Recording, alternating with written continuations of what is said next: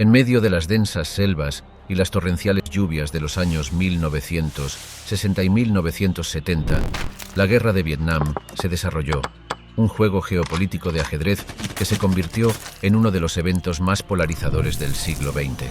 Sin embargo, más allá de las narrativas ampliamente conocidas e imágenes icónicas de este conflicto, yacían operaciones clandestinas e historias poco conocidas que moldearon el curso de la guerra. Robert McNamara, el secretario de Defensa de los Estados Unidos, lideró una iniciativa divisiva llamada Los 100.000 de McNamara. Este programa redujo los estándares intelectuales del ejército, incorporando en sus filas a aquellos previamente considerados inaptos, todo en un intento desesperado por satisfacer las crecientes demandas del reclutamiento. Las ondas de esta decisión afectaron profundamente la esencia de las tropas estacionadas en Vietnam, a menudo llevando a consecuencias inesperadas en el campo de batalla. Simultáneamente, las sombras de las selvas ocultaban el proyecto Hijo Mayor, un ingenioso ardid donde los Estados Unidos manipularon la munición enemiga. Al sabotear sutilmente estas municiones, la intención era clara: causar explosiones inesperadas en el armamento del Vietcong, instigando paranoia y desconfianza dentro de sus filas. Mientras tanto, a medida que resonaban los disparos y las estrategias cambiaban, los barberos de Vietnam desempeñaban su singular papel. Estos héroes anónimos transformaban sus tiendas en silenciosas cámaras de inteligencia, recopilando información invaluable con cada corte y afeitado. ¿Alguna vez te has detenido a considerar estas facetas menos conocidas de la Guerra de Vietnam? ¿Cómo influyeron tales operaciones encubiertas y eventos aparentemente mundanos en las mayores teatralidades de la guerra? En las evocadoras palabras de Sun Tzu, toda guerra se basa en el engaño. Únete a nosotros en este viaje al corazón del conflicto de Vietnam, donde desentrañamos misterios y desafiamos lo que creías saber sobre esta guerra épica. Bienvenidos al diario de Julio César. Ecos silenciosos. El arte no pronunciado del engaño en Vietnam. En los oscurecidos corredores de la guerra, donde las operaciones encubiertas y la inteligencia se encuentran, siempre hay más de lo que se ve a simple vista. Tal es la historia del proyecto Hijo Mayor, uno de los gambitos más intrigantes de la Guerra de Vietnam. Operando lejos del deslumbrante foco de atención de las líneas del frente, esta misión secreta tenía un objetivo principal: sembrar discordia y desconfianza entre las filas enemigas sin que ellos comprendieran realmente la causa raíz. La operación se puso en marcha a finales de los años 1960, orquestada por los ocultos titiriteros de la guerra. El principal entre ellos era el mayor general John Singlaub, una figura influyente en la comunidad de inteligencia militar de los Estados Unidos. Singlaub, conocido por sus tácticas innovadoras, creía que la mente humana era tan campo de batalla como las selvas de Vietnam. Y así, la idea era simple pero astuta: manipular la munición del enemigo, haciéndola poco confiable y ocasionalmente incluso letal para el usuario. Este subterfugio se llevó a cabo con tal destreza que incluso aquellos que manejaban los cartuchos manipulados no podían discernir ningún juego sucio. Los agentes reemplazaban discretamente la pólvora en los cartuchos con compuestos altamente explosivos. Cuando se disparaban, no solo la bala no alcanzaba su objetivo previsto, sino que el arma a menudo explotaba, hiriendo al tirador. Para el observador no informado, parecía una simple falla o defecto de fabricación, pero en realidad era un susurro silencioso, recordando al Vietcong y al ejército norvietnamita que nada era verdaderamente seguro. Las noticias de estos accidentes se propagaron por las filas como un reguero de pólvora. Pronto, los rumores cobraron vida propia. Algunos susurraban historias de sabotaje dentro de sus propias filas, otros creían que habían comprado equipo defectuoso. El aire se volvía espeso de sospecha. Los hermanos de armas comenzaron a dudar el uno del otro, preguntándose si la próxima ronda de municiones que compartieran podría ser la última. Como señaló el coronel Sidney Berry, un observador de la época, nada es más aterrador que lo desconocido. Y el proyecto Hijo Mayor era la encarnación de ese desconocido. Había sutiles embellecimientos en la operación que solo añadían a la narrativa. Folletos, supuestamente de facciones enemigas desilusionadas, comenzaron a circular, advirtiendo a los soldados sobre estos cartuchos traicioneros. Las historias se compartían en tonos apagados entre las damas de la noche, quienes a su vez las susurraban al oído de sus clientes, muchos de los cuales eran oficiales enemigos. Era una guerra psicológica en su máxima expresión, un baile de cortejo con el miedo mismo. Se dice que en las profundas noches de Vietnam, cuando el aire estaba quieto y el único sonido era el canto de los grillos, nacía una nueva leyenda. Agrupados alrededor de sus fogatas, los soldados hablaban de una unidad estadounidense fantasmal que se movía por la selva, dejando tras de sí un rastro de municiones saboteadas. Se convirtieron en la encarnación de un terror desconocido, fantasmas que acechaban la psique de cada soldado que se atrevía a apretar el gatillo de su arma. Proyecto Soldados Improbables, la arriesgada apuesta de McNamara. En la tumultuosa década de los 1960, con la Guerra Fría en su punto más álgido y la Guerra de Vietnam en escalada, el ejército estadounidense enfrentó un dilema urgente. A medida que la necesidad de tropas aumentaba, el Pentágono tenía dificultades para llenar sus filas con soldados dispuestos y capaces. En este clima volátil surgió una de las iniciativas más controvertidas en la historia militar estadounidense, los 100.000 de McNamara. Robert McNamara, el secretario de Defensa bajo los presidentes John F. Kennedy y Lyndon B. Johnson, era conocido por su enfoque analítico de los problemas. A menudo descrito como un chico prodigio, McNamara creía que podía encontrar soluciones incluso a los desafíos más complejos. Pero a veces, la línea entre genio y error puede ser peligrosamente delgada. La esencia de la iniciativa de McNamara, llamada oficialmente Proyecto 100.000, fue una reducción de los rigurosos estándares de admisión del ejército. Este cambio abrió las puertas para decenas de miles de hombres, muchos de los cuales anteriormente habrían sido considerados inadecuados para el servicio debido a limitaciones intelectuales o físicas. Desde 1966 hasta 1971, esta iniciativa llevó a jóvenes que una vez se consideraron no aptos a las líneas del frente de una guerra controvertida y brutal. Entre las anécdotas más conmovedoras de esta era está la historia de Albert Nelson, joven de Kentucky. Nacido con una leve discapacidad cognitiva, Albert siempre había sido protegido de las crueldades del mundo por su amorosa familia, pero bajo la iniciativa de McNamara fue reclutado y posteriormente enviado al corazón del conflicto en Vietnam. Las cartas de Albert a casa hablaban de sus luchas, no solo con el enemigo, sino con tareas básicas como atarse las botas o entender órdenes. Tales historias, reflejadas por miles de otras, revelaron las duras realidades de este programa bien intencionado, pero posiblemente equivocado. Si bien el objetivo del Proyecto 100.000 tenía múltiples facetas, uno de sus motivos subyacentes era indudablemente noble. McNamara esperaba que la formación militar ofreciera a estos hombres habilidades y disciplina que más tarde pudieran traducirse a la vida civil, sacando a muchos de las garras de la pobreza. Como una vez comentó McNamara, cada chico, independientemente de sus resultados mentales, tendrá la oportunidad de servir a su país en uniforme. Pero si los campos de batalla de Vietnam eran el lugar adecuado para este experimento, fue tema de feroz debate. Para el ejército, la introducción de este grupo trajo un conjunto único de desafíos. Los oficiales de entrenamiento a menudo tenían que pasar tiempo adicional con estos reclutas, y hubo informes de tensión e incomprensiones dentro de las unidades. El estrés del combate exacerbó aún más estos desafíos. Historias de estos soldados recibiendo tareas peligrosas, a menudo apodados los tontos de McNamara por sus compañeros, ensombrecieron la intención del programa.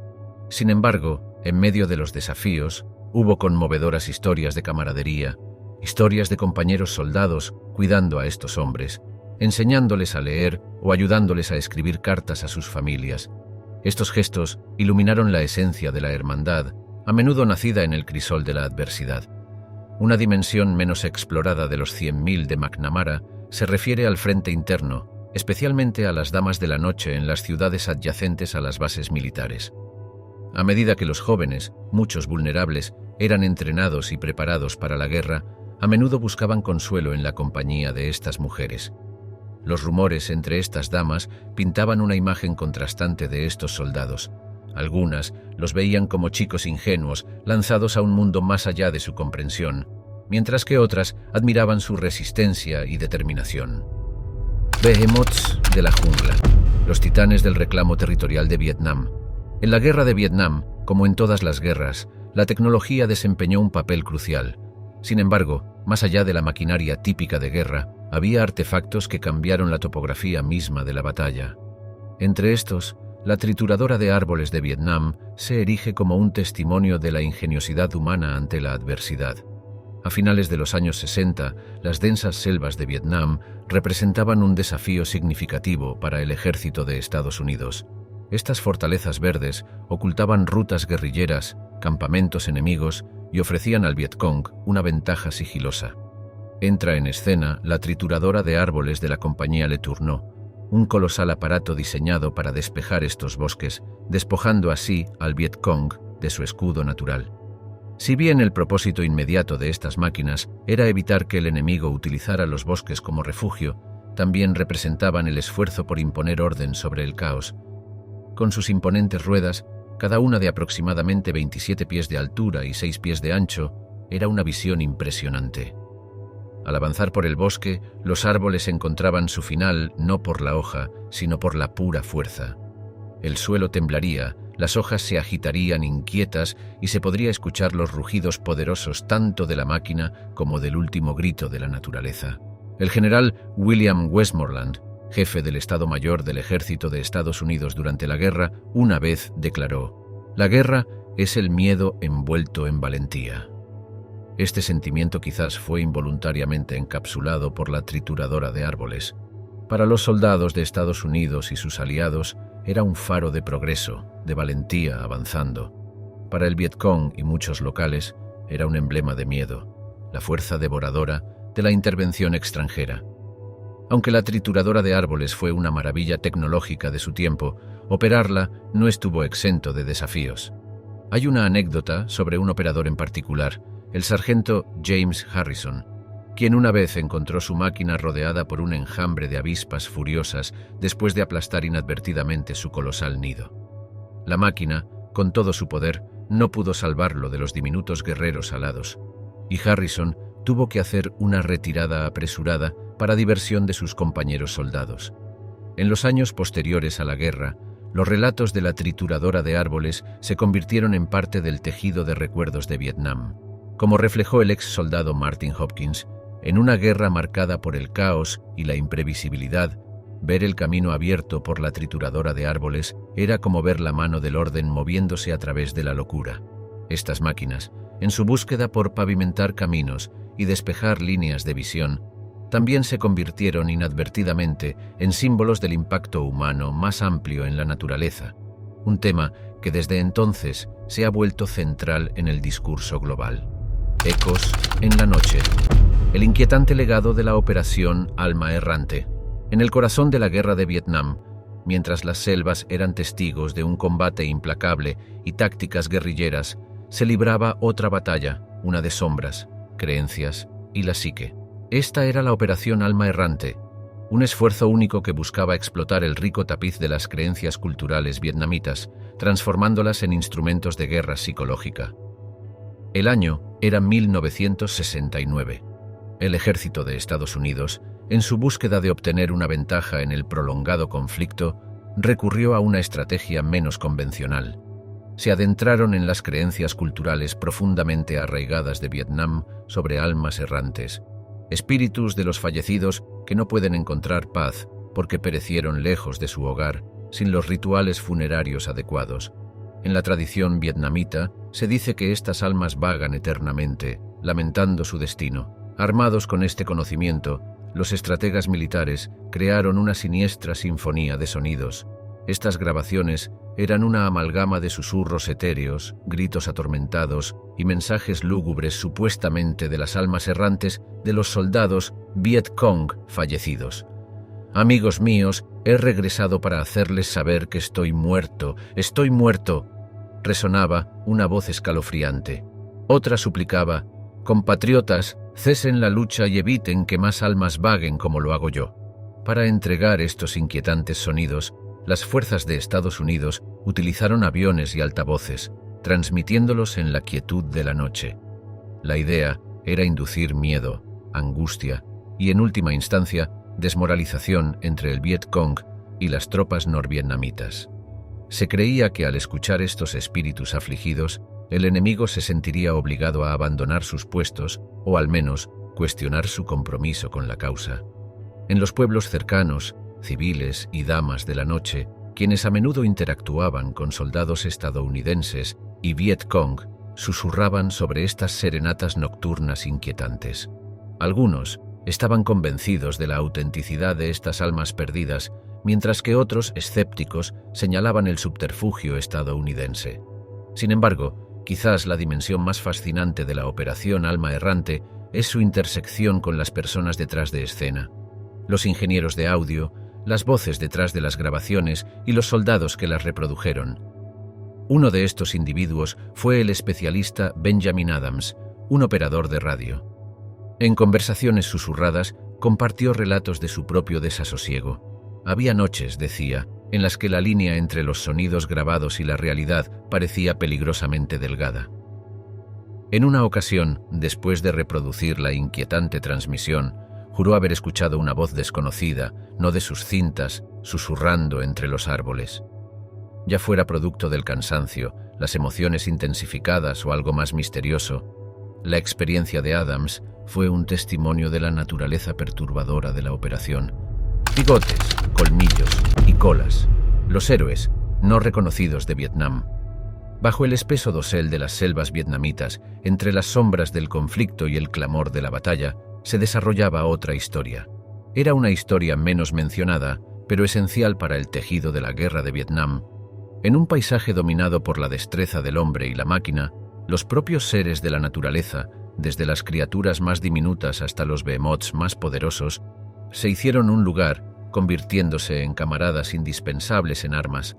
Las décadas de 1960 y 1970 vieron no solo a soldados y guerrilleros recorriendo los accidentados terrenos de Vietnam, sino también a elefantes, estas grandiosas criaturas de majestuosidad y fuerza.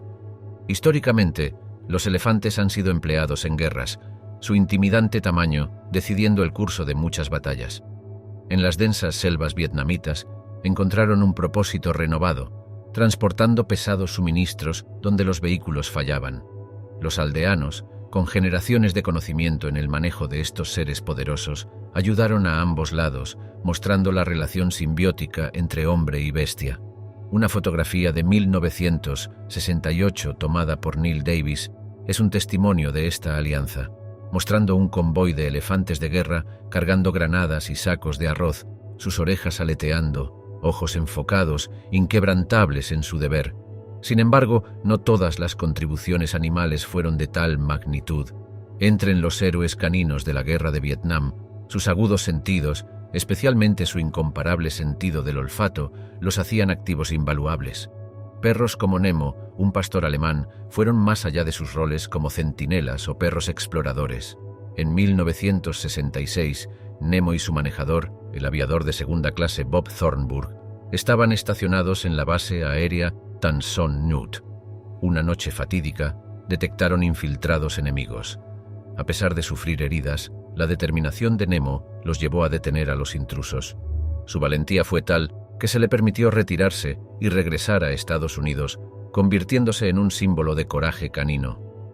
Estas historias de valentía no estuvieron limitadas a los mamíferos más grandes. El VC, Viet Cong, tenía un método peculiar pero efectivo de comunicación que involucraba mensajeros aviares. Las palomas, con su capacidad innata de orientación, llevaban información vital a través de las líneas enemigas, sus silenciosos aleteos evadiendo la detección de la avanzada tecnología enemiga. Los animales también desempeñaron roles en momentos más suaves, proporcionando consuelo emocional en la dura realidad de la guerra. Hay numerosos relatos de soldados formando lazos con criaturas, encontrando consuelo en su compañía.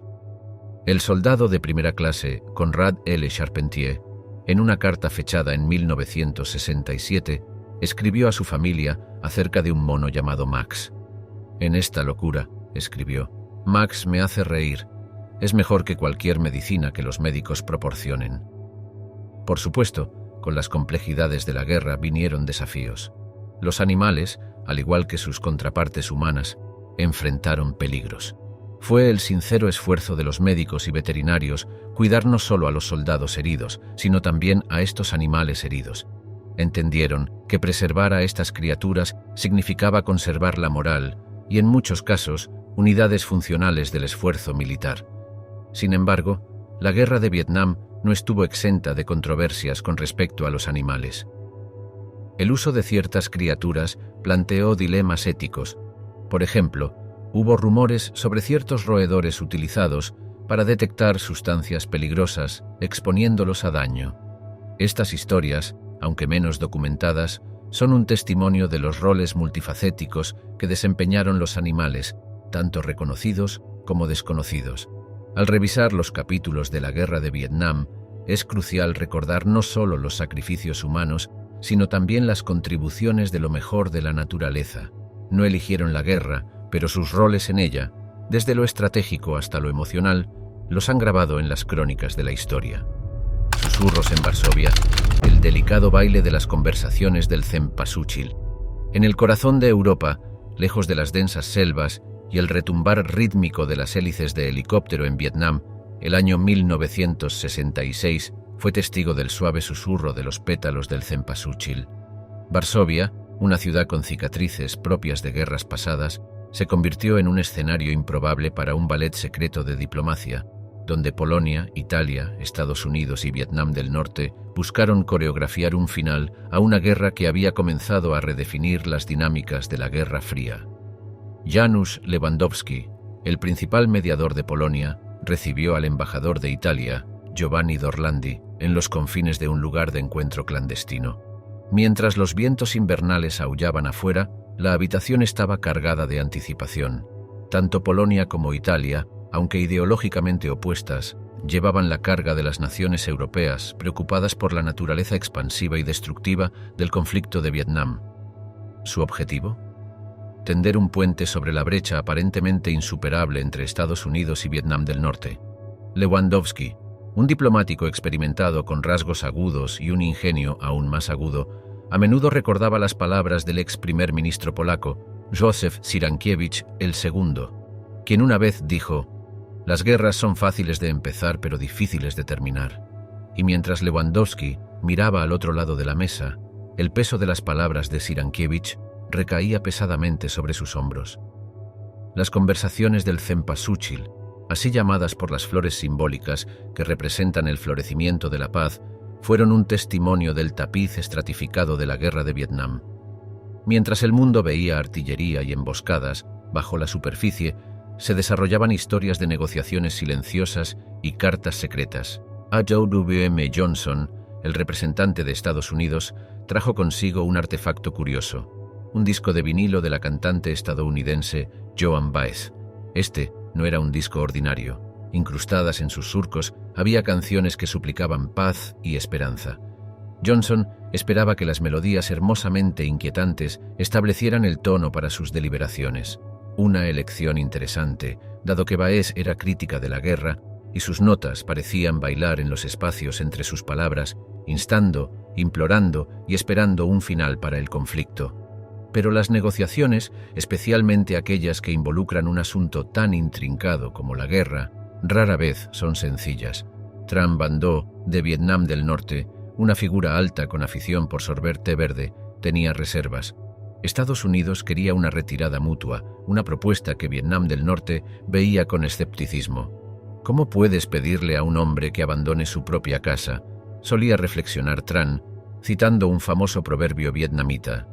Aunque las conversaciones del cempasúchil no fueron las primeras comunicaciones de canales secundarios entre los bandos en guerra, fueron únicas debido a los intermediarios europeos involucrados. Esta no era solo una narrativa estadounidense o vietnamita, era global. Países de diferentes continentes e ideologías se encontraron atrapados en la red de Vietnam, convirtiéndolo en un reflejo del mundo interconectado que el siglo XX estaba dando a luz. Las anécdotas de estas discusiones pintan una imagen de tensión intercalada con momentos de ligereza. Un ejemplo de ello involucró a Dorlandi obsequiando a Tran una botella de vino italiano, con la esperanza de aportar calidez a la fría noche de Varsovia. Sin embargo, el vino, al igual que las conversaciones, no envejeció bien. Antes de que las discusiones dieran fruto, las noticias se filtraron, haciendo que la naturaleza encubierta de las conversaciones fuera ineficaz. Las dulces sirenas de la Guerra de Vietnam. En el ardiente escenario de la Guerra de Vietnam, en medio del estruendo del fuego de artillería y las hélices de los helicópteros, se desarrolló una sinfonía inesperada.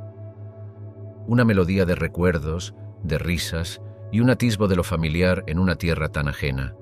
Aparecen las Donut Dollies, las heroínas no reconocidas de una época definida por la agitación y la tensión. Lejos de las trincheras y las líneas del frente, en las bulliciosas ciudades de Saigón y Da Nang, estas jóvenes mujeres de la Cruz Roja Americana se embarcaron en una misión no de combate, sino de compasión. Vestidas con uniformes azul claro, simbolizaban un regreso fugaz a una época de inocencia para los soldados inmersos en las complejidades de la guerra. Fue en 1965 cuando Patience Patty Reynolds, una recién graduada de Nebraska, pisó suelo vietnamita. La vitalidad del paisaje contrastaba fuertemente con las realidades que estaba a punto de encontrar. Pero Patty, al igual que muchas de sus compatriotas, estaba impulsada por un sentido de propósito. No estaba allí por la política o las ideologías, estaba allí por los chicos, muchos de los cuales acababan de salir de la adolescencia, lanzados a un mundo de impredecibilidad. Patty y su equipo montarían tiendas en las afueras de las bases militares con interiores adornados con pósters de íconos como Marilyn Monroe y Elvis Presley. Los soldados a menudo hacían fila, no para una sesión informativa estratégica, sino para una ronda de cartas o un juego de mesa, evocando recuerdos de tiempos más simples. Uno podría preguntarse sobre el nombre Donut Dollies.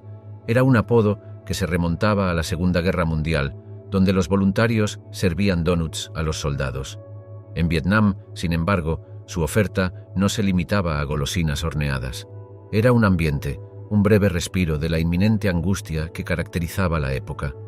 Curiosamente, las Dollies tenían un jeep lleno de trucos, literalmente. Viajaban en jeeps cargados con juegos de mesa, discos de música y revistas. Cada visita era un evento, una ocasión para que los soldados olvidaran momentáneamente los rigores de la guerra. Ya fuera una rápida partida de damas o simplemente una charla sobre los últimos resultados de béisbol, las Dollies se aseguraban de que los soldados se sintieran vistos y recordados. Entre las Dollies había una mujer llamada Sharon Lindy Lane, cuya risa contagiosa se convirtió en legendaria. Tenía esta asombrosa habilidad para recordar caras y nombres, sorprendiendo a menudo a los soldados al recordar interacciones pasadas. Lindy fue citada diciendo: «No se trata de los juegos o la música, se trata de hacerles saber que alguien de casa se preocupa, que no están olvidados». Sin embargo, el mundo de las Donut Dollies no estaba exento de peligro. Después de todo, estaban en una zona de guerra. Hay anécdotas de momentos en que Patty, Lindy y sus colegas tuvieron que agacharse para cubrirse durante enfrentamientos inesperados o cuando sus campamentos eran atacados. Su valentía en tales escenarios era un testimonio de su compromiso. Mientras los soldados enfrentaban los peligros físicos de la guerra, las Dollies enfrentaban el desgaste emocional. Muchas formaron lazos y amistades solo para lidiar con el dolor de perder a sus nuevos amigos bajo el implacable agarre de la guerra. La Guerra de Vietnam ha sido registrada en diversas formas: películas, libros y canciones. Sin embargo, la historia de las Donut Dollies sigue siendo relativamente menos explorada. Un susurro entre narrativas más ruidosas. No eran solo cuidadoras o anfitrionas de juegos, eran encarnaciones del hogar, anclas de familiaridad en un mar tumultuoso. Ondas de guerra, el estático y las historias de Vietnam. En las densas selvas de Vietnam, bajo el follaje y el zumbido persistente de las cigarras, había una clase diferente de zumbido siempre presente: el crepitar de la radio. En medio de los sonidos del conflicto, las ondas de radio servían como un salvavidas, un medio de conexión, una herramienta para motivación y sí, incluso manipulación.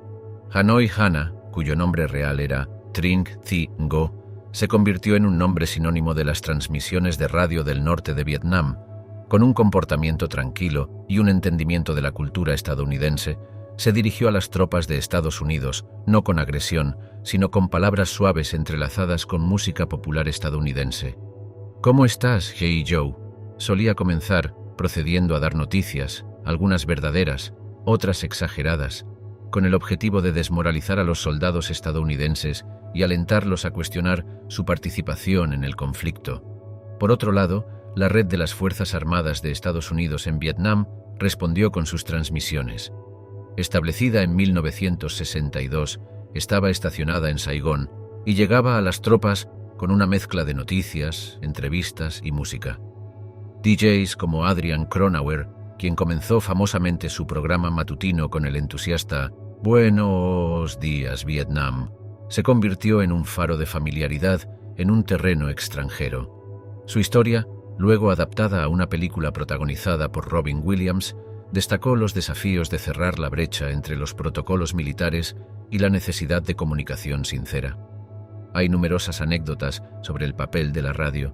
Los soldados a menudo recordaban la experiencia surrealista de estar en una emboscada, escuchando a The Doors o Jimi Hendrix, juxtaponiendo la brutal realidad de la guerra con el mundo que habían dejado atrás. Estos momentos, aunque breves, les ofrecieron consuelo, un puente entre dos reinos. La radio también desempeñó un papel fundamental en la movilización de los civiles. En el norte de Vietnam, las transmisiones a menudo destacaban historias de resistencia y resiliencia, pintando un cuadro de unidad y fortaleza contra un enemigo formidable. Contaban cuentos de héroes cotidianos, de madres e hijos manteniéndose firmes ante la adversidad. Estas transmisiones no solo mantenían alta la moral, sino que también fomentaban un sentido de identidad nacional. Pero las ondas no estaban solo llenas de música y charla, también fueron instrumentales en operaciones psicológicas. Ambos lados reconocieron el potencial para influir en las opiniones, para impulsar la moral o para sembrar semillas de duda en la mente de los adversarios. Este sutil arte de influencia fue una parte tan importante de la estrategia de guerra como cualquier maniobra de combate. Saigón, 1968. En un pintoresco café, mientras el aroma del café flotaba en el aire, un sonido inesperado resonó. Era la voz de Hanoi Hannah, sus transmisiones lo suficientemente poderosas como para llegar al mismo corazón de la capital del sur de Vietnam. Entre sus oyentes, una joven estudiante vietnamita del sur, Le Thi Diem Thuy, tomó nota. Años después, escribiría una novela inspirada en sus experiencias, capturando el impacto matizado de la radio durante el conflicto. Curiosamente, también hubo momentos de camaradería inesperada en estas ondas. En la Nochebuena de 1966, AFVN tocó White Christmas de Bing Crosby, una señal previamente acordada para que las fuerzas de Estados Unidos cesaran el fuego durante 24 horas en observancia de la tregua navideña. La radio norvietnamita, captando esto, transmitió un mensaje de agradecimiento, un efímero momento de conexión en medio del conflicto. Más allá de la esperanza, las melodías olvidadas del uso de Vietnam. Entre el caos de la guerra, hubo momentos en los que el sonido lejano de risas, aplausos y música resonaba en el aire de Vietnam. El nombre de Bob Hope es sinónimo de las giras del uso durante la era de la guerra de Vietnam, pero una miríada de estrellas, algunas brillando intensamente en el centro de atención, otras apenas comenzando a brillar, viajaron por el mundo para ofrecer un sabor de hogar a los valientes hombres y mujeres estacionados lejos de sus costas. En 1966, las bulliciosas calles de Saigón resonaron con un ritmo inesperado. The Supremes, con sus vestidos llamativos característicos, subieron al escenario, iluminando la noche con éxitos como Stop in the Name of Love.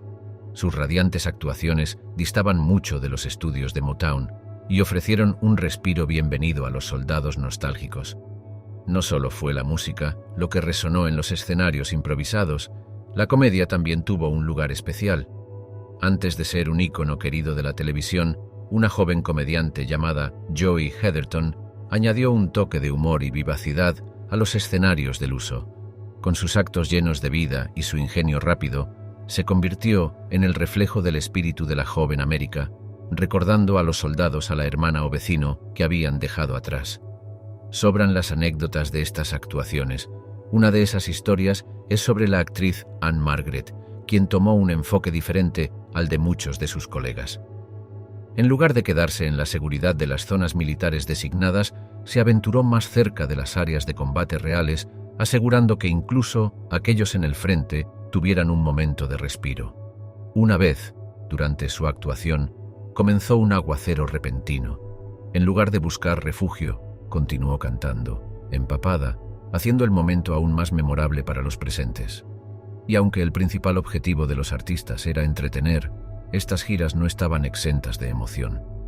La cantante Nancy Sinatra, conocida por sus icónicas botas hechas para caminar, recuerda haber cantado llorosamente a una sala llena de jóvenes, sabiendo que algunos podrían no regresar. Sin embargo, a pesar de la subyacente realización sombría, estos espectáculos eran islas de alegría en un mar de incertidumbre. Pero no todos los recuerdos fueron dulces. Raquel Welch, conocida por su impresionante belleza y habilidades actuales, enfrentó desafíos cuando hizo su gira en 1967. Sus espectáculos atrajeron inmensas multitudes, pero la atención no siempre fue respetuosa. Fuera del escenario, a menudo encontraba avances injustificados y tenía que navegar la delgada línea entre ser una artista y asegurar su seguridad personal. Sin embargo, el telón de fondo del conflicto dio lugar a algunas colaboraciones poco probables. En 1969, Johnny Cash, un nombre más asociado con caminos rurales que con zonas de guerra, se asoció con la reina del rock and roll, June Carter. Sus dúos proporcionaron una mezcla única de géneros, tocando los corazones tanto de los jóvenes como de los militares más veteranos por igual. Quizás una de las citas más sentidas asociadas con las giras del uso proviene de los labios de Martha Raye, actriz y comediante. Al visitar las zonas devastadas por la guerra con frecuencia, una vez comentó: «Esto es lo menos que puedo hacer por mi país. Los chicos allá afuera hicieron mucho más». A menudo referida como Coronel Maggie por las tropas, la dedicación de Raye le ganó el respeto y la admiración de muchos, e incluso fue nombrada Boina Verde honoraria. Trueno en el horizonte. Los cielos rugientes de Vietnam. Cuando la primera luz del alba se rompió el 2 de marzo de 1965, el cielo normalmente tranquilo del norte de Vietnam se vio interrumpido por el rugido de los motores de los jets americanos. Los Estados Unidos habían lanzado la Operación Trueno Rodante, una campaña destinada a convertirse en uno de los bombardeos aéreos más intensos y debatidos en la historia de la guerra. Durante los siguientes 3 años, los cielos rara vez conocerían la paz, ya que los sonidos atronadores de las explosiones buscaban redefinir el curso de la guerra de Vietnam. La operación fue concebida como una maniobra estratégica, destinada a presionar a los vietnamitas del norte y convencerlos de cesar su apoyo a la insurgencia del Vietcong en el sur de Vietnam. El presidente Lyndon B. Johnson, influenciado por sus asesores, creía que una campaña de bombardeo controlada y consistente serviría para un doble propósito: disminuir la moral del norte y al mismo tiempo elevar los espíritus del sur. Sin embargo, como con muchas estrategias formadas en las salas de reuniones de Washington, D.C., la realidad en el terreno y en el cielo era marcadamente diferente. El general William Westmoreland, el hombre encargado de supervisar los esfuerzos estadounidenses en Vietnam, una vez comentó: «Esto no es una operación militar, es una política». Sus palabras insinuaban la complejidad y la naturaleza a menudo contradictoria de la campaña. Aunque los cielos a menudo estaban en llamas, un momento conmovedor llegó en forma de un breve respiro en la víspera de Navidad de 1965. Johnson, buscando una desescalada momentánea y para mostrar un gesto de buena voluntad, ordenó una pausa en el bombardeo de 37 horas. Fue durante esta pausa que un piloto norvietnamita de MiG, Nguyen Van Coc, consideró el verdadero impacto de la guerra. Reflexionando sobre el cielo silencioso de la noche, declaró: «Se nos dio un breve momento para escuchar la canción de la noche, una melodía que casi habíamos olvidado». Sus palabras resonaron con la trágica ironía de la situación. ¿Cómo una tormenta creada por el hombre podría ahogar las armonías de la naturaleza? Sin embargo, la tormenta continuó. La operación Trueno Rodante fue ambiciosa en su alcance, apuntando a infraestructuras, depósitos de combustible y rutas de transporte. Pero los vietnamitas del norte mostraron una resistencia y adaptabilidad notables. Reconstruyeron, reubicaron y reinventaron sus métodos de operación, utilizando a menudo instalaciones subterráneas para proteger sus recursos y gente. Una de las curiosidades de esta masiva operación fue las reglas intrincadas de compromiso. Había áreas designadas como zonas sin bombas, principalmente debido a su proximidad a la frontera china. El temor de provocar accidentalmente a China, que había entrado anteriormente en la guerra de Corea bajo circunstancias similares, pesaba mucho sobre los estrategas estadounidenses, pero estas limitaciones a menudo frustraban a los pilotos estadounidenses, quienes a veces identificaban objetivos primarios pero no podían enfrentarlos debido a estas restricciones. Para finales de 1967, con poco progreso tangible y una creciente oposición a la guerra en su país, Johnson enfrentó un dilema. Los cielos sobre el norte de Vietnam, que alguna vez estuvieron llenos de ecos de esperanza para una resolución rápida, ahora resonaban con incertidumbre. Una cita conocida del senador George Aiken encapsuló el ánimo de muchos. Deberíamos declarar la victoria y salir. Aunque no fue un comentario directo sobre el trueno rodante, las palabras de Aiken capturaron el sentimiento de que incluso las exhibiciones más colosales de poder aéreo no podían garantizar una victoria sencilla. Susurros bajo las tijeras. Las crónicas clandestinas de los peluqueros de Vietnam. En las bulliciosas calles de Hanoi y Saigón durante los últimos años de la década de 1960, en medio de la cacofonía de la vida cotidiana y el ominoso zumbido de los aviones de guerra, se encontraba una figura a la vez inocua e increíblemente significativa: el peluquero vietnamita. Para un transeúnte, estos hombres y mujeres podrían haber parecido meros custodios del aseo, cortando mechones de cabello mientras entablaban charlas casuales. Sin embargo, sin que muchos lo supieran, poseían un poder no declarado, convirtiéndose en piezas esenciales en la maquinaria compleja de inteligencia durante la guerra de Vietnam. Un peluquero, Tang Nguyen, montó su negocio en un pequeño callejón cerca de la Embajada de los Estados Unidos en Saigón. Su tienda, con sus paredes verdes descoloridas y la radio antigua que perpetuamente tocaba melodías tradicionales vietnamitas, era frecuentada por soldados y periodistas estadounidenses. Tan era conocido por su destreza con las tijeras, pero aún más por ser un oído amigable. Muchos soldados, lejos de casa y atrapados en los embrollos de un conflicto desconcertante, encontraban consuelo en la silla del peluquero, compartiendo relatos de casa, temores y a veces información táctica vital. Lo que no sabían es que Tan tenía lazos con el Vietcong y discretamente transmitía estos fragmentos a sus contactos. Por otro lado, en Hanoi, una mujer pequeña llamada Lin tenía un humilde establecimiento de peluquería. Su clientela eran principalmente soldados norvietnamitas y oficiales ocasionales. Mientras sus manos estaban ocupadas dando cortes precisos, sus oídos estaban finamente sintonizados para captar las corrientes subterráneas de las conversaciones. Se dice que la CIA se acercó a Lin para proporcionar inteligencia. A cambio, se aseguró la seguridad y el sustento de su familia, que vivía en una zona en disputa. Una cita que circuló discretamente entre los círculos de inteligencia estadounidenses decía: «Si quieres escuchar el pulso de Vietnam, escucha a sus peluqueros». Este sentimiento no estaba lejos de la verdad. La intimidad de un corte de pelo, la necesidad de confianza al permitir que alguien maneje una cuchilla cerca de la garganta, a menudo llevaba a bajar la guardia y a conversaciones sinceras. Los peluqueros, hábiles no solo en su oficio, sino también en el arte de la conversación, alentaban a sus clientes a hablar, tejiendo una red de camaradería y confidencialidad. Una anécdota fascinante cuenta de un teniente estadounidense que después de unas copas decidió afeitarse tarde en la noche en Saigón. Mientras la navaja se deslizaba sobre su piel, mencionó casualmente una operación próxima. Al amanecer, el Vietcong estaba bien preparado para lo que debería haber sido un asalto sorpresa. Sin embargo, no todos los peluqueros eran participantes dispuestos en este sombrío juego de información. Muchos fueron coaccionados, atrapados entre el miedo a represalias de ambos lados. Abundan historias de peluqueros que fueron descubiertos y encontraron destinos trágicos. Pham, un peluquero en Hue, fue una de esas almas desafortunadas.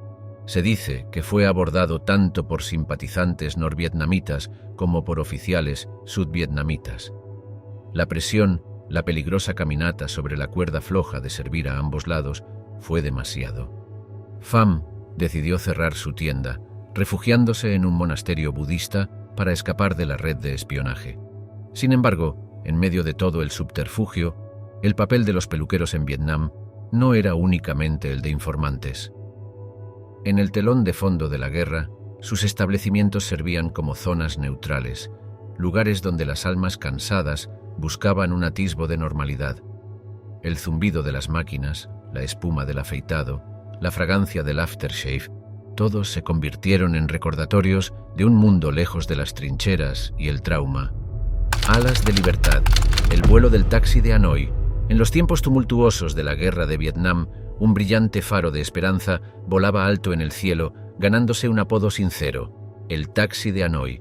Este Lockheed C-141 Starlifter, una aeronave diseñada para la entrega estratégica rápida de tropas y carga, asumió una misión mucho más conmovedora: traer a los prisioneros de guerra estadounidenses, POWs por sus siglas en inglés, de vuelta a su patria desde las garras de Vietnam del Norte. Fue una fresca mañana del 12 de febrero de 1973, cuando el taxi de Hanoi aterrizó en el aeropuerto Gia Lam en Hanoi. La llegada del avión fue el culmen de los acuerdos de paz de París, firmados unas semanas antes, que buscaban poner fin a un conflicto que había fracturado el panorama geopolítico mundial. Este Starlifter, en particular, fue seleccionado para una misión que distaba mucho de sus habituales entregas de carga. Su carga ese día no eran solo soldados, sino historias de resistencia, relatos de valor y el espíritu de perseverancia. Cuando las puertas del avión se abrieron, uno podía sentir la ansiedad y la anticipación en el aire. El primero en salir fue el coronel de la Fuerza Aérea, Benjamin Purcell, el POW de mayor rango en ese momento. Más tarde, recordó la sensación surrealista de subir al avión, comparándola con un viaje entre dos universos. Sus sentimientos reflejaban los de muchos de sus compañeros soldados, desde las profundidades de la incertidumbre en cautiverio hasta el abrazo de una nación. Ese viaje en avión fue un puente entre dos mundos. Hay una anécdota notable sobre el teniente coronel Robert Sturm, otro POW que regresaba. Cuando el taxi de Hanoi aterrizó en la base aérea Travis en California, Sturm fue recibido con un icónico y lloroso abrazo de su familia, un momento capturado para la posteridad por el fotógrafo Slava Sal Vedder. Esta instantánea galardonada con el Pulitzer, titulada Explosión de Alegría, se convirtió en un emblema del alivio y la alegría colectiva de la nación. Pero no solo los soldados fueron testigos de estas emociones. La tripulación del taxi de Hanoi sintió el peso y la importancia de su tarea. La enfermera de vuelo, teniente Caril Currier, compartió sus experiencias, contando cómo a menudo era la primera en escuchar historias de cortejo que florecían a través de cartas entre los POWs y sus seres queridos.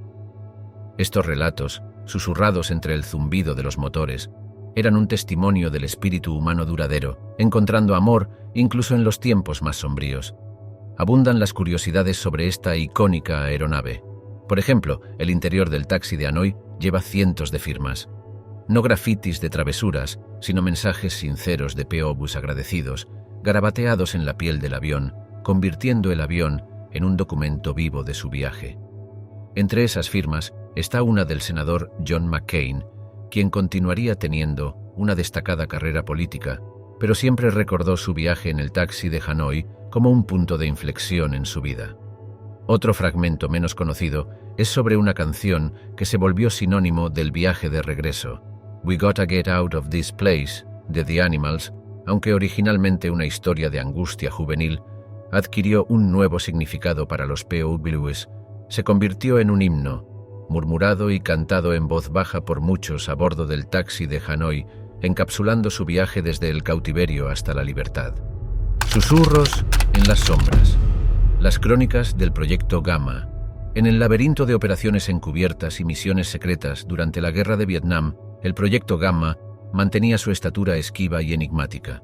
Operando tras bambalinas, esta unidad de inteligencia a menudo se convertía en los silenciosos ojos y oídos de las fuerzas estadounidenses. Estos héroes no reconocidos se aventuraban en el corazón de Camboya y a lo largo de los peligrosos tramos del sendero Ho Chi Minh, recolectando valiosa inteligencia que influiría en muchas decisiones tácticas. El Proyecto Gamma comenzó sus operaciones encubiertas alrededor de 1967, un momento en que la intensidad de la guerra alcanzó su punto máximo. Aunque era una iniciativa clandestina, al mando estaba el carismático mayor John J. McCarthy, un nombre no grabado en todos los libros de historia, pero susurrado en los sagrados pasillos de la inteligencia. Bajo su liderazgo, la unidad se destacó, asegurando que cada misión fuera un silente ballet de sigilo, astucia y precisión. Una de estas misiones involucró al misterioso destacamento B-57, que operaba como una subdivisión del Proyecto Gamma. Este destacamento, armado con una plétora de habilidades, se centró principalmente en recolectar información sobre movimientos enemigos en Camboya, un territorio que oficialmente estaba fuera de límites debido a su postura neutral en el conflicto. Sin embargo, los caminos entrelazados del sendero Ho Chi Minh, que se adentraban en los densos bosques de Camboya, lo convirtieron en un foco de actividades encubiertas. Entre los muchos operativos estaba el capitán Eugene Red McDaniel, un astuto e inflexible oficial de inteligencia. Se dice que, tras ser capturado y mantenido como prisionero, McDaniel comunicó información vital, incrustando mensajes en cartas aparentemente inocuas de cortejo enviadas a su amada. Sus captores, ajenos al subtexto, no lograron descifrar la inteligencia que se les escapó ante sus narices. No todas las aventuras estuvieron marcadas por el éxito. La búsqueda del Proyecto Gamma los llevó a los misteriosos dominios de la vida nocturna de Phnom Penh.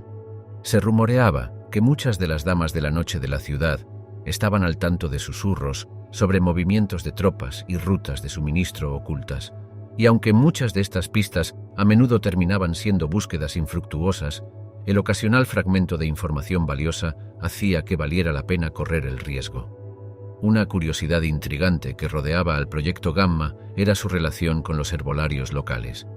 En su búsqueda por permanecer encubiertos y ágiles, los operativos solían emplear medicina tradicional camboyana como medio para evitar enfermedades tropicales. Esta confluencia de remedios tradicionales y tácticas modernas de guerra dibujaba una imagen a la vez surrealista y emblemática de los muchos contrastes de la guerra. A pesar de los éxitos, el Proyecto Gamma no estuvo exento de controversia. La intrincada red de espionaje de la operación pronto atrajo la atención de periodistas investigadores. Empezaron a surgir informes que detallaban supuestas implicaciones en operaciones de combate no autorizadas y acusaciones de colaborar con personajes cuestionables.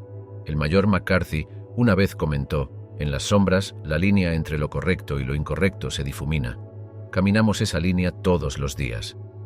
Esta cita subraya las complejidades morales a las que se enfrentaban los operativos, a menudo teniendo que tomar decisiones que desafiaban una fácil categorización. A medida que la guerra avanzaba y los secretos se desvelaban, el Proyecto Gamma vio sus operaciones reducidas para 1970. Sin embargo, su legado persistió. Las historias de valentía, los sacrificios silenciosos y la audacia de sus misiones contribuyeron en gran medida al relato más amplio de la guerra de Vietnam. A medida que las páginas del tiempo pasaban, hemos viajado juntos a través de los cuentos no contados y facetas menos conocidas de la guerra de Vietnam. Desde el taxi Hanoi, que llevó a prisioneros de vuelta a sus hogares, hasta los silenciosos barberos recolectando secretos susurrados, cada relato nos ha llevado más profundo a las capas del pasado. Los audaces operativos del Proyecto Gamma, los susurros de espionaje y misiones encubiertas a lo largo del sendero Ho Chi Minh nos recuerdan la complejidad de un conflicto que dejó marcas imborrables en la historia. Como el renombrado Winston Churchill una vez proclamó: «Cuanto más atrás puedas mirar, más adelante es probable que veas». Así, al reflexionar sobre estos capítulos, no solo honramos a las figuras del pasado, sino que también buscamos entender y aprender de sus lecciones para iluminar nuestro camino hacia el futuro. Gracias por acompañarnos en este viaje temporal.